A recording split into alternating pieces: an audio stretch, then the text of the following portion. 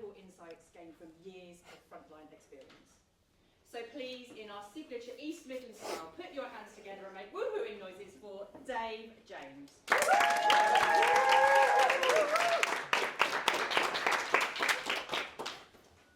Oh, not that one. No, let's blank it. Let's get rid of it completely.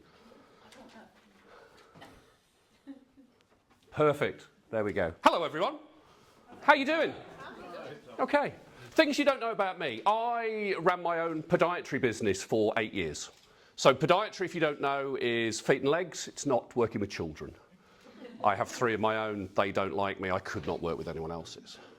Started that business in 2010. It was a brilliant business. I started it with a really good friend of mine who a year and a half later decided he was going to set up an opposition to me, which is a little bit of a shitty thing to happen. I carried that business on, and 8 years later I sold it. And that business was my first grounding in how to run a business. And I learned a lot. But there was one thing which I learnt, which was a huge thing for me. And that was the idea of congruence. So I used to market my business. I was one of the few podiatrists who would do video. This is not the kind of face that you want to put anywhere, but I did. And I used to wear a shirt, and I used to stand in front of my beautiful wall of certificates, or as I lovingly called it, my wall of academic wankery, because I was the only bugger getting off on those certificates.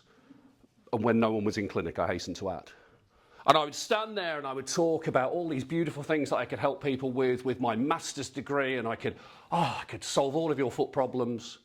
And then people would come into the clinic and they would get a bloke with tattoos who sounds a little bit brummy, and they'd have this look on their face which was utter confusion, like they'd never seen me before. And it's not just because some of my patients had dementia, Fernanda. They did. Some of them were a little bit confused, but most of them couldn't match up that bloke who was on video and that bloke who was standing in clinic. Now, I had 3 options at that point that I could do.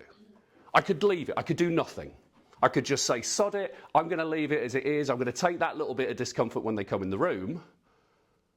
Or I could turn around and I could make myself in clinic look exactly like I did on those videos. Professional, sounding with all these big Latin words, looking like I got a stick shoved up my arse. Or I could change the marketing persona to be that one in clinic. Which one do you think I did? Give me a shout. 1, 2, or 3? 3, there we go. Yes, because that's blatantly obvious, and otherwise I wouldn't be standing here talking about authenticity if I didn't do that. But that lesson gave me a really good grounding in how to show up as me. And I can say that those videos which I started doing in 2015 are the ones which led me to be able to stand here and speak to you. So if you're thinking, can I ever get in front of East Midlands and do a keynote, just like Dave? Maybe not just like me because I like your hair, but just like Dave. It can start with one simple video.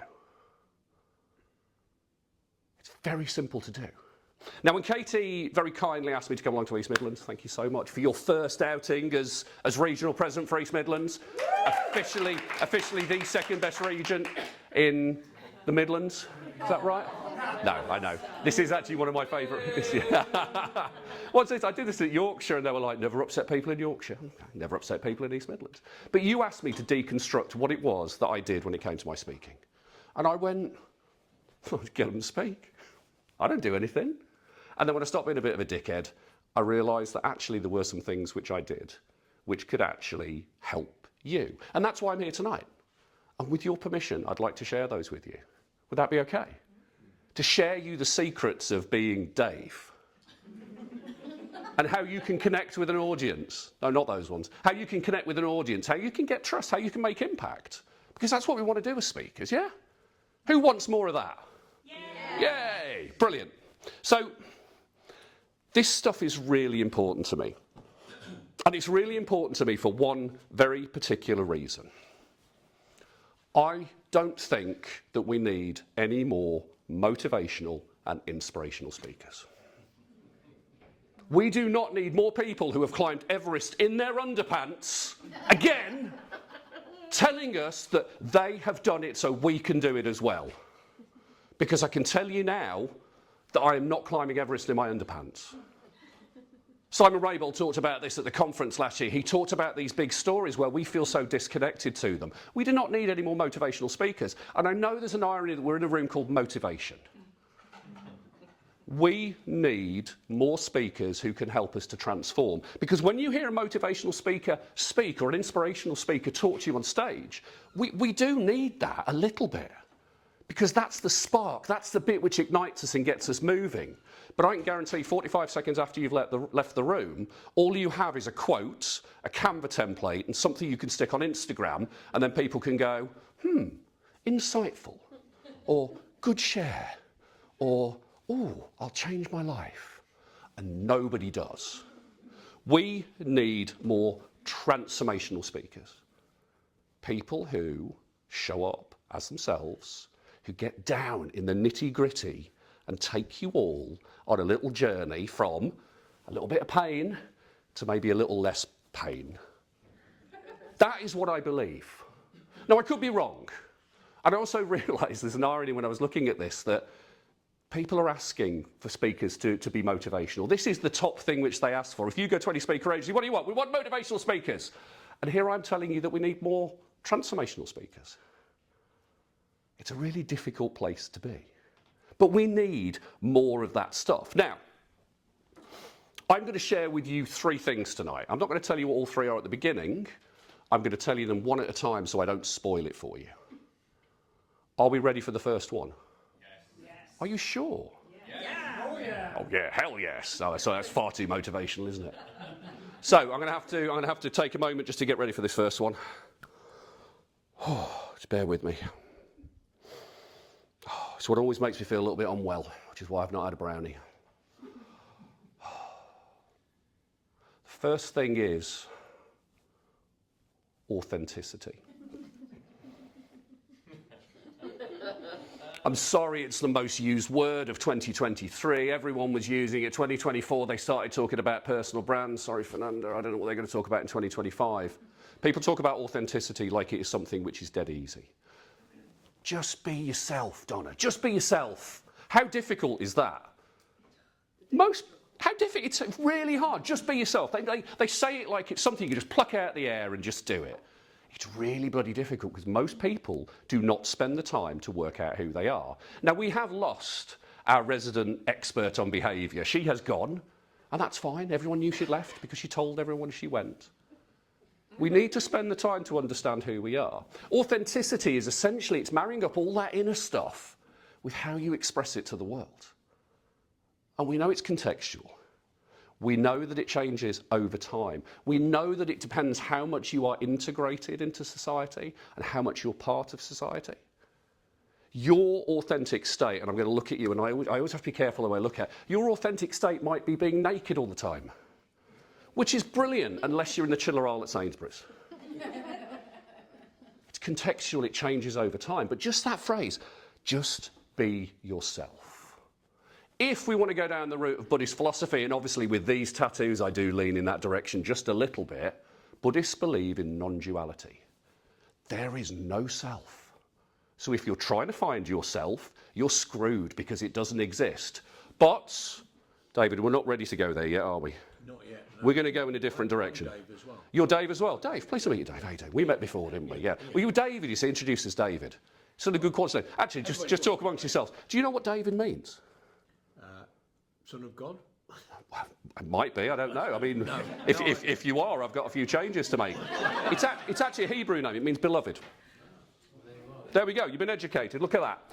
So, do you want to know a bit more about authenticity? Yes. Yes, there was at least one person in the room. When I'm working with my clients, I draw them this diagram. I draw a big circle, and up here, this is 0% authentic. Down here is 100% authentic. This bit in the middle, that is 100% authenticity. That is the place where unicorns live. That is the place where honest politicians live. And according to Michelle Mills Porter, that's where she lives. I've never found anyone who's 100% authentic. I actually think it's impossible. Because you can't, it's just something which is really difficult to do. But one of the beautiful things about authenticity is that at different times of the day, of the week, of the minute, we show up in different places depending on what's going on for us. It changes moment to moment. Is this 100% authentic Dave speaking to you? It's not far off. If you'd have seen me do a showcase a year ago, which me and Donna were talking about this earlier, I'd be even far off the mark. This is pretty close. You're getting me with my clothes on, I hasten to add. It's probably the best thing. But what's really interesting is, when you are at that point of 0% authenticity, when you are changing yourself to meet other people's expectations, when you're trying to blend in, when you're masking, we've heard a lot about neurodiversity today. When you're masking, it takes a lot of energy. That's an awful pen. He gave me the wrong pen. I'm going to use this one. That takes a huge amount of energy. But when you are being more authentic, it's so much easier to exist. It takes a lot less energy. And we only have so much energy which we can work through in the day. And if you spend your whole day being inauthentic, it's not going to help you at all. So the first thing that I'm going to say to you as speakers that you need is authenticity. Are you ready for the second one? Yes. Yes, yes, yes. I'm going to need a volunteer. No, we're not doing it that way. Thank you, Mal, I appreciate that. There we go. No. So what I want you to do is, do you understand the concept of, in fact, actually, I'm going to share something else with you first before I go to this one. This is one of my favourite diagrams ever, and I don't know why I didn't remember to show it to you. I think that over time, we develop this comfort with authenticity. That's obviously a lot, that's actually less. And I think there's three things which we look at. The first is knowing yourself. Knowing your values, knowing who you are, knowing how you show up in the world, knowing your behaviours. The second thing is knowing your subject. Give me a show of hands, are you a subject matter expert in what you talk about? Yeah. But I think there is a third thing which comes with this as well. Can I swear? Am I right to swear? Am I right to drop an F-bomb for you? Well, yeah, I have, but I'll drop the F-bomb, not the C-bomb. That's not my thing. I save that for my comedy nights. The third thing is being able to stand on stage and say the word fuck. Just you show up and you say it how it is. Know who you are, know your subject, be happy just to turn up and say what you want. That, for me, is that true space of authenticity. And I find so many speakers hold back from that. I find so many speakers hold back from just saying what they think. And sometimes that's what we need to hear. Unless, of course, you're in this room and you're a motivational speaker, at which point I have put you to sleep, and that's okay. So let's go on. So what's really interesting is... right, okay. Can I get everyone to stand up for me? If you can stand up, please. Fernanda, obviously, you can sit down if you like, because you are eating and carrying for like 12. Do you all know how to play rock, paper, scissors? Yes, is there anyone here who doesn't? You don't know how to play rock, paper, scissors. So, Donna, can I borrow you a moment, please? You're all right, rock, paper, scissors. Shall we go 1, 2, 3 and then do it? So, we're going to go. So, rock, paper, scissors, you've got either a rock, paper or scissors. And the rock is beaten by... Paper. Not by scissors, no. By paper. Okay, and then paper is beaten by scissors. And then, what's the last one?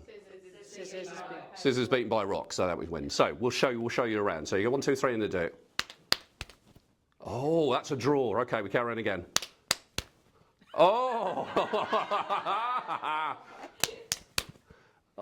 Okay, so Donna wins that one. Now, if Donna wins, I then become her cheerleader. And we then go on to the next person to do it. And the idea is we're going to come down to a standoff between two people. But each of those people is going to have behind them a group of cheerleaders. So, Dave, can I borrow you a moment? Play rock, paper, scissors with Donna? Yeah. So, what was your name again, sir? Tyler. Tyler, come and stand behind Dave. You're cheering for Dave, I'm cheering for Donna. Come on, Donna! Come on, Donna! Come on, Donna! See, I told you Donna was going to win. Now you two then come and stand behind Donna and me. And you now become the cheerleaders for Donna. Dave, have you done anything easier? No. But this is the first time I'm doing this one, so go with me. It's okay. And I'm happy for this to fail. So then we get the next person, and that we carry on like that. So what I want you to do is I want you to buddy up, and I want you to start playing rock, paper, scissors until we get down to the last two people. Okay?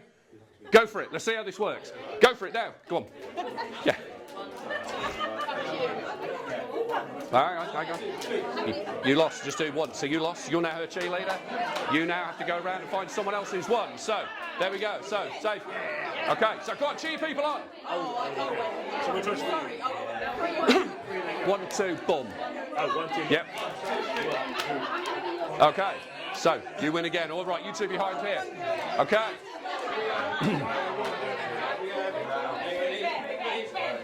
One, two, three. Like we've got a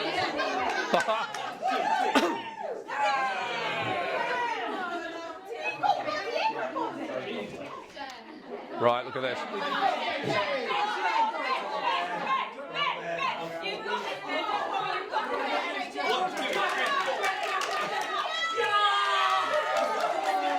Okay, are we down? Are we down to two groups? We're down to two groups now, aren't we? Right, come on. No pressure, cheeky person.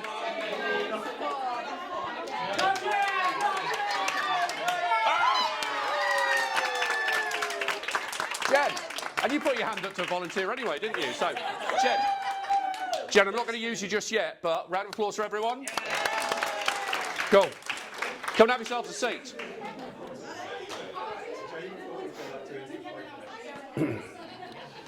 So, Jen, I'm going to use you in a bit, if that's all right. I'm going to come to you in a moment. So, thank you for that. That was an experiment, and I've learned a lot from the fact you looked at me and went, can we just do something easier? That's absolutely fine. We're good with that. But thank you for playing along anyway. Did you actually win any round?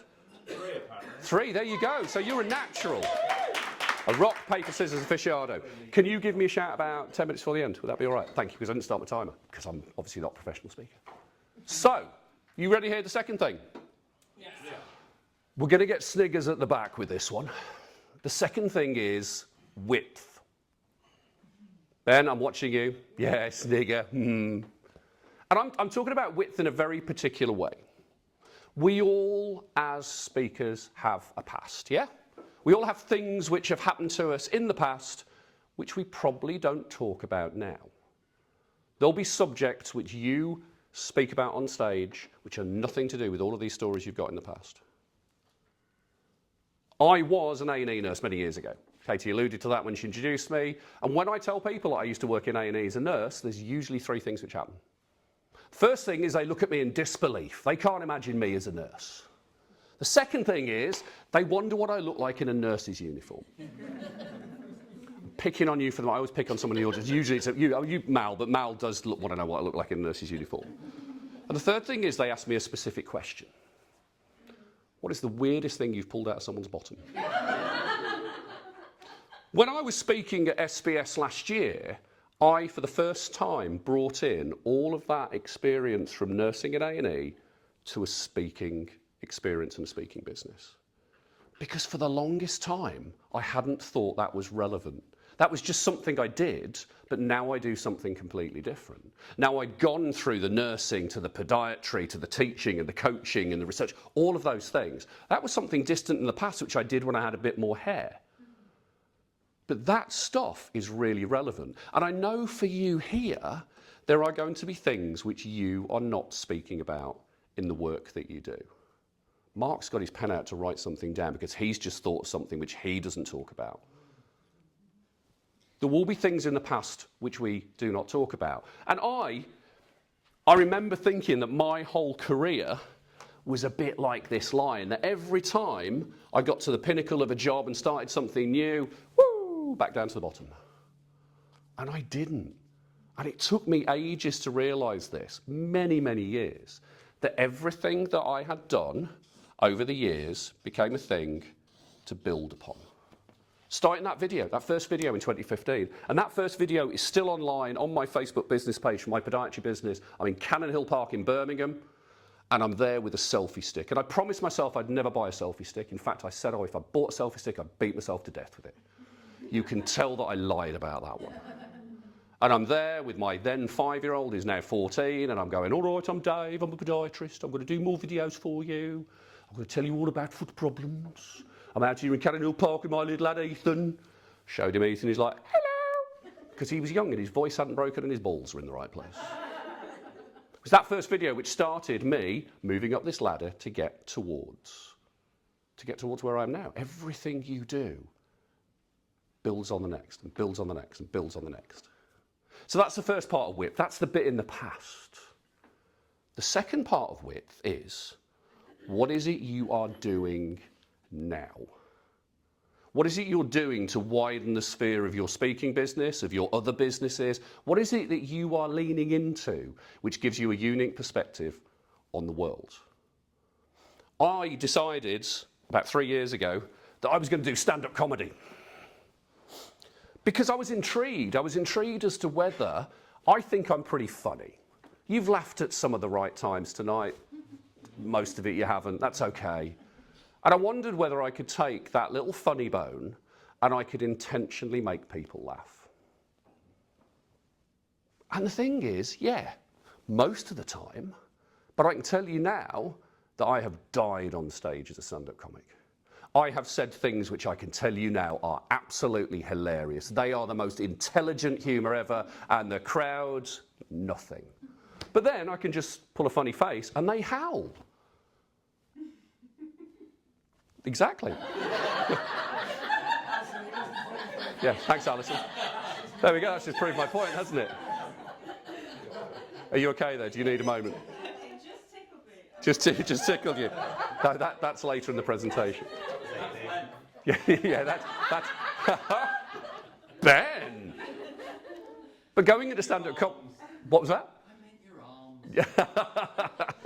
But doing that stand-up comedy taught me a huge amount about what it's like to go on stage and fail and literally die on stage. There's a proverb or phrase which is a warrior dies before going into battle.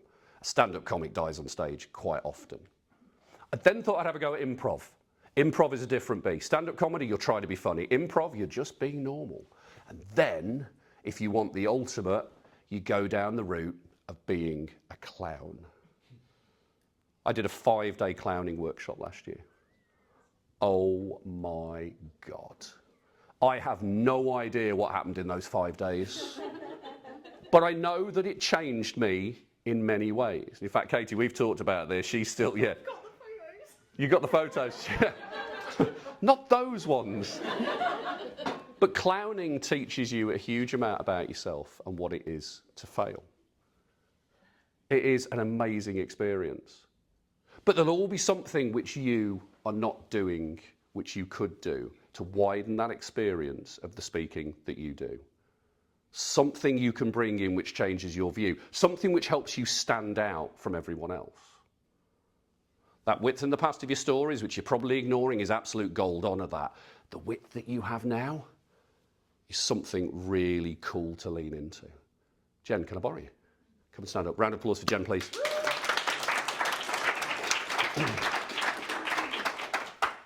Jen, have a stand here for me, please. Jen, when I was talking about the story stuff before, was there a little story which came to mind which you could tell people over about 30 seconds? No.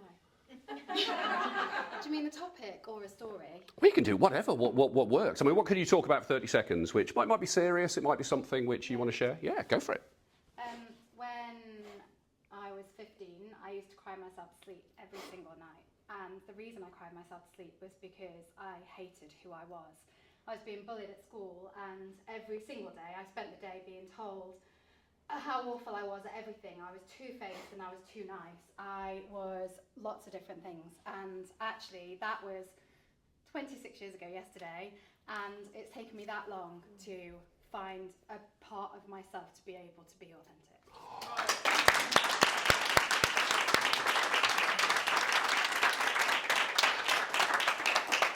We're going to have a problem now. Shit, I wasn't expecting something that deep. Are you going to take the piss out of me? No.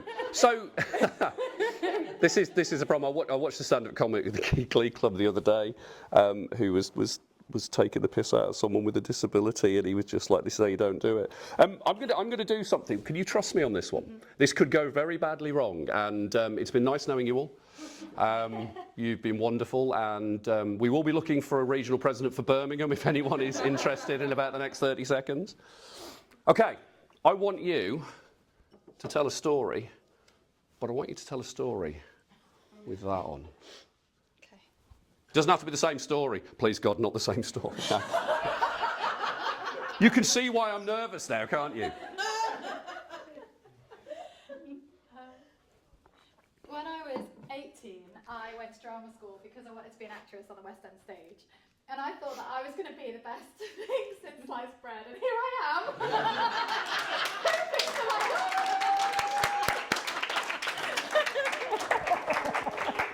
Round of applause for Jen. Jen, you can keep the nose. That is brilliant. Lee, no, it's yours. Honestly, it's yours. It's yours. You're very welcome. Get off the stage. Bugger, I wasn't expecting something quite that dark. But I tell you something, sharing at that level of vulnerability in a room like this is huge. And yeah, that you got a partial standing ovation as well, which apparently is the pinnacle of things in the PSA. Why have I done that? Like this? Yeah, why have I done that? To give me a technique to be funny? Could be. Maybe. Could be. I'll tell you why I've done it. Your stories, which you have over here, are gold dust, and you should honour every one of these. These are powerful and wonderful. They are part of your essence. They're things which are really important. They shape everything. I've heard Donna was the Speaker of the Year at Birmingham a couple of years ago. I've heard Donna share her story. It's powerful. Stop clapping. Don't give her any more airtime. She won a competition. She got a certificate. That's it. But remember that, even though you have all that stuff going on, there are times where you don't take yourself so seriously. Because all that stuff's really important. But you are still 80% water, flying through space on a spinning rock, and you're going to die at some point. Or if you read Terry Pratchett books, you're on a flat disc on top of 4 elephants and a turtle flying through space. I mean, yeah, that was for you. You take your pick. Those stories are really important, but it's important to fail. Clowning taught me that sometimes you're going to fuck it up. I've had somebody who doesn't know how to play rock, paper, scissors and look at me like he's going to take me outside and finish me off afterwards for doing that. Yeah, which you could take me, it'd be fine. You stood up and told a really vulnerable story. And I'm thinking, oh my God, I'm going to stick a clown nose on you now. What kind of sadistic swine am I? I'm meant to be a nice person that people like, and here I'm doing that. As speakers, we have to be willing to fail. We have to be willing to get this stuff wrong. Because not everyone's going to like us. Is that 10 minutes? Nice. Not everyone's going to like us. Not everyone's going to think that we're wonderful. People are going to think that we are absolute tools. And I bet 50% of you are thinking that at the moment, and that's fine. But that second thing, width, is really important. Authenticity, width. Who's ready for the third one? Yeah, we sure? Yeah, come on. Hell yes. So, the third one is, and this is probably my favourite word, this was my word of last year, and it is presence. Not like Santa's presents, I saw you getting excited at the back there, not like some bloke who's sneaking down your chimney when you live in a flat. Presence as in being in this moment, being very aware of who you are, how you're feeling, what's going on in the room. I see so many speakers who are not present. I see so many speakers who turn up and they just say the stuff which they've got in their brain, and they don't connect with you at all. In fact, they could probably just go and do it to the wall.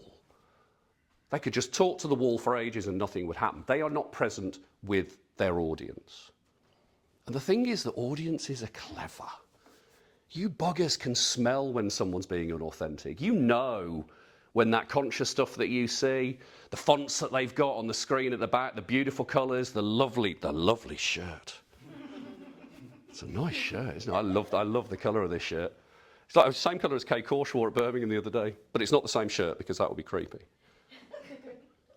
The nice words they're coming out with, the stuff which they've planned.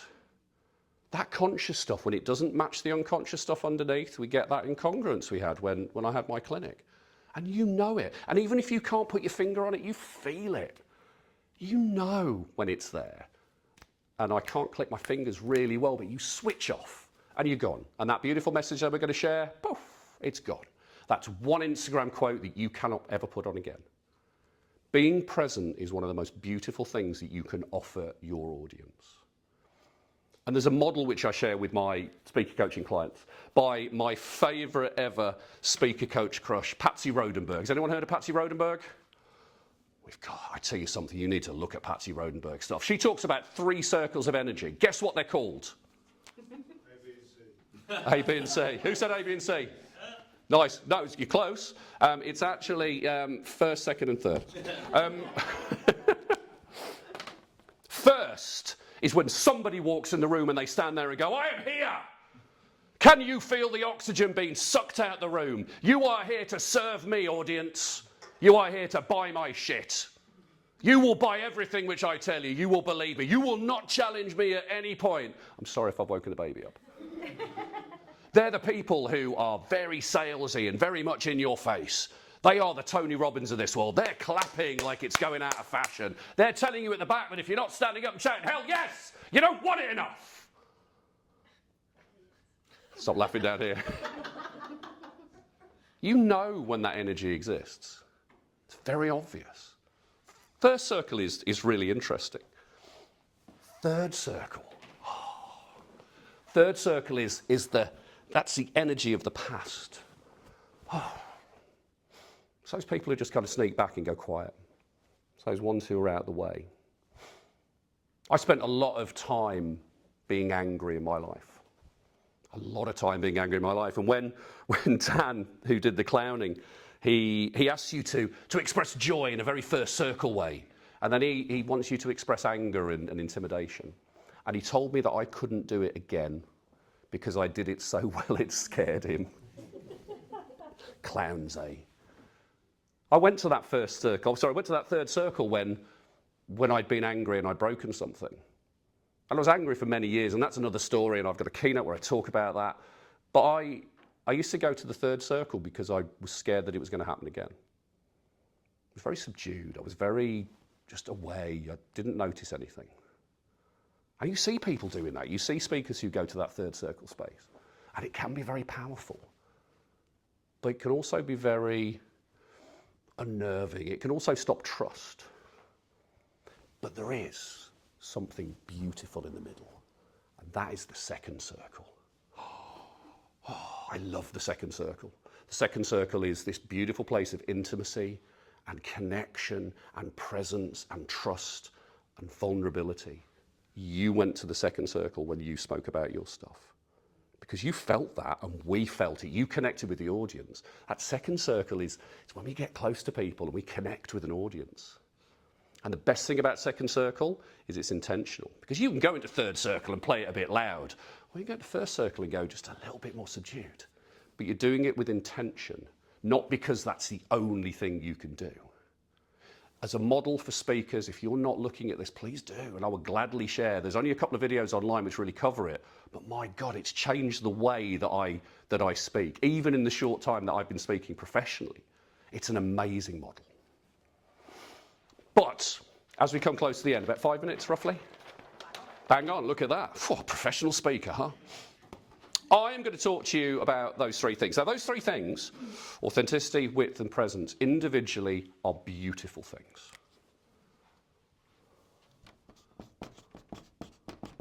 Authenticity, I'm going to spell it properly, on its own, wonderful, beautiful thing. I know quite a few people who would take that and run with it and be brilliant. Very one-dimensional, very one-dimensional. Then, you add into that the width. You add into that knowing about your stories, trying different things to widen how you speak, to be able to speak in different ways and bring different experiences in. That makes you really two-dimensional. If you want to add into that presence, my writing's worse than yours, Katie. If you want to add into that presence, you have got something which is truly three-dimensional.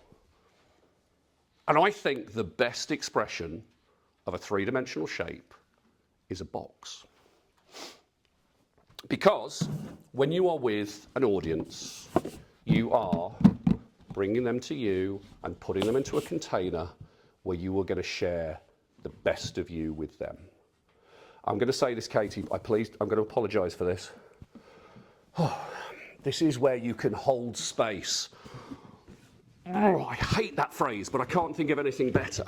This is where you can bring all these amazing things like authenticity, like connection, like trust. All of these things which we know if we work on, we can bring people along with us. There's also fun. And the more you work on these areas, the bigger box you can have, the more people you can bring into your world, the more people you can impact, the more lives you can transform. Because as I said before, we don't need more motivational speakers. We need more transformational speakers. But you know what the best thing is, Donna? There is a fourth dimension to all of this. Do you know what that fourth dimension is? That fourth dimension is time. Because this stuff doesn't happen overnight. This is not something where I just woke up this morning and went, ha ha ha, I could do all of these things, it'd be wonderful. And I can tell you now that I am nowhere near where I'm going to be as a speaker. I'm still working on this stuff on a daily basis. That fourth dimension of time, with authenticity, width, and presence, will change the way that you can transform people's lives with speaking. But it's always best that along the way, you have a bit of fun and don't take yourself so seriously. I am leaving this to you now. I want you lot to go out and transform the world. But for the moment, thank you for your time.